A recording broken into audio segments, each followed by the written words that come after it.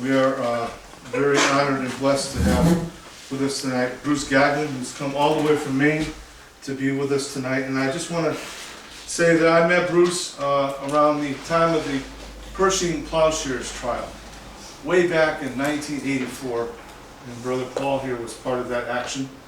And I remember going down to, and Patrick, and going down to being some support. And Bruce was right in the middle of all the support work going on. He at that time was the coordinator of the Florida Coalition for Peace and Justice. And I've known Bruce, as many of us have, over 25 years. And so I wanted to just give Bruce a little plug here. You know, he wrote this book that was published in 2005, Come Together Right Now, Organizing Stories from a Fading Empire. And in the introduction, he writes, all I ever really wanted to be was a basketball coach or maybe a baseball coach, but I never planned to become a political activist, to find myself jailed, spied on, organizing global campaigns, or getting caught in the middle of political power struggles. 30 years of activism later, I am wiser and much richer having lived this life. And then Bruce writes in this his most recent newsletter, he says, our hope is that during this coming Keep Space for Peace Week, which begins tomorrow, local activists will utilize their expensive and destabilizing Star Wars program as a concrete example of what can be cut in order to dramatically reduce the massive Pentagon budget. The U.S. spends more on the military than the rest of the world combined. Let's demand that the empire of bases, nearly 1,000 around the world, be dismantled, and that we bring our war money home where they are urgently needed. Yes, let's do humanitarian aid around the world, especially as we see more global catastrophes due to climate change. But let's also begin to convert the military-industrial complex here at home in order to create new jobs doing sustainable technology development. Rail systems, not Star Wars. And finally, in the back of this book, there's several compliments that I like to share. Carl Grossman says, Bruce Gagnon is the finest organizer I have ever known. Daniel Ellsberg writes, Bruce Gagnon gives the Pentagon Papers credit for helping to inspire him to make the switch from the Air Force to full-time peace and environmental activism. That's a happy thought for me. I like nothing better than to feel that my release of the Pentagon Papers played a role in Bruce's emergence as a national, indeed global asset that he has been for many decades. And then Helen Caldecott writes, this collection of writings from Bruce Gagnon comes from one of the more noble people on our planet today. Few people devote their life to saving the earth. Bruce, who grew up a Republican and joined the Air Force, had a conversion on his road to Damascus. He has taught, alerted, and led hundreds of thousands of people nationally and internationally to oppose the U.S. plans to weaponize and dominate space. I am one of those people.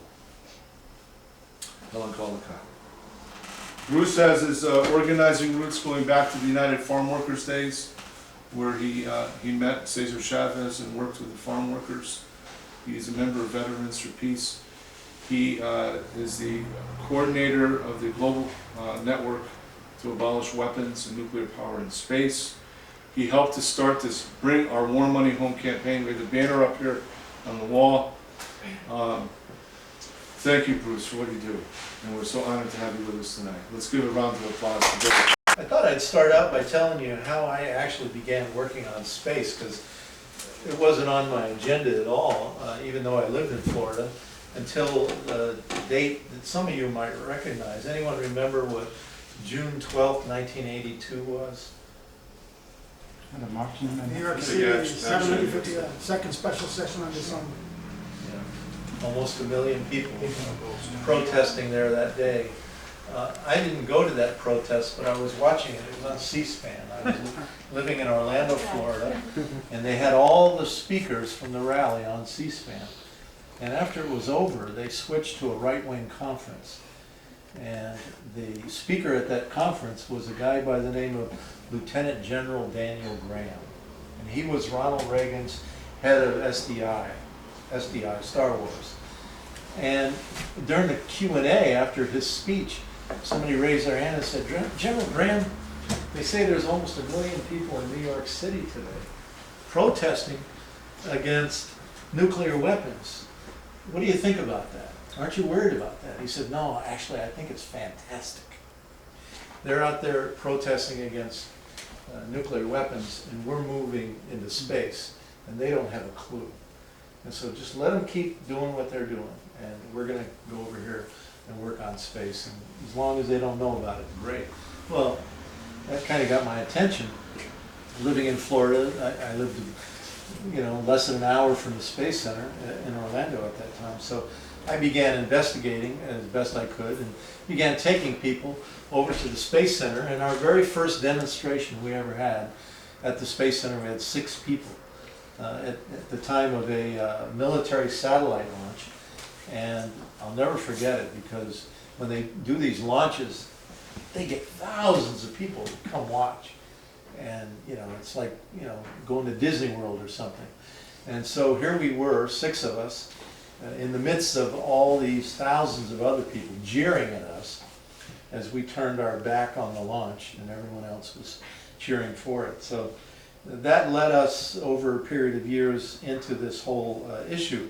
And then in 1992, as we were working on it, and our friends in Colorado Springs, a group called Citizens for Peace in Space, we were really the only 2 groups in the country that were consistently working on space issues.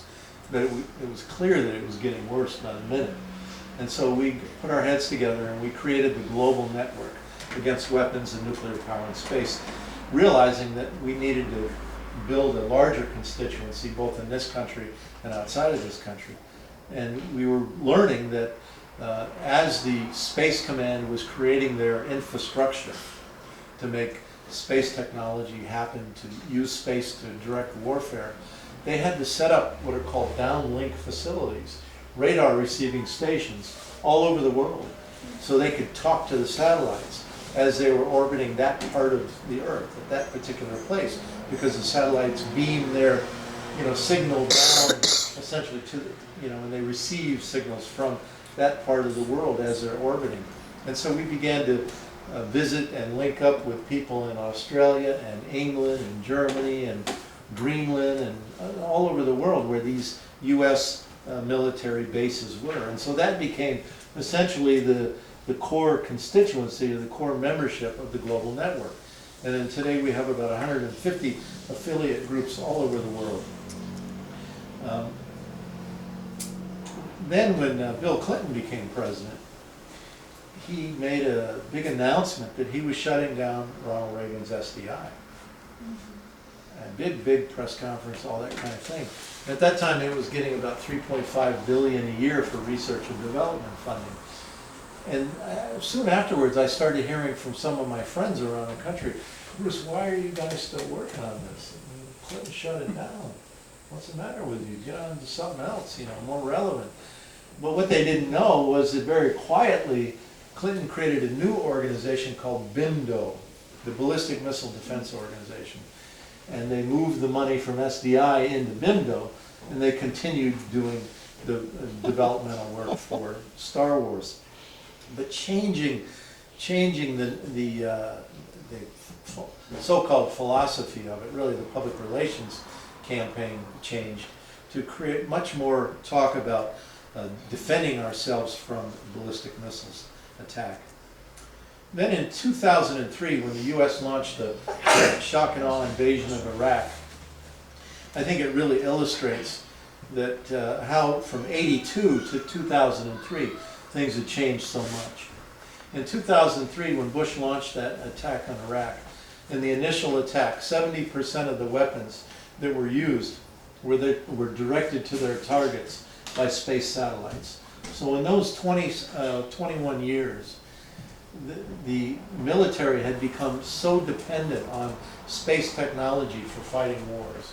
So that today when you watch the soldiers driving around in their Humvees in Iraq or in Afghanistan, busting down doors and going in the middle of the night and taking people out of their homes, you see inside the Humvee they have computer screens in there with maps that are hooked up to satellites that are giving them images of every door in Baghdad, essentially.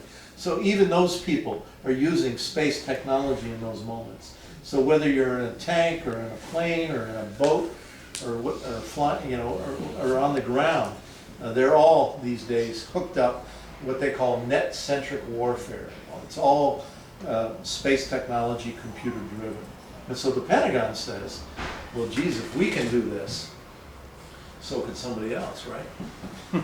If we can use space this way, so could somebody else. So we can't let anybody else have access to space.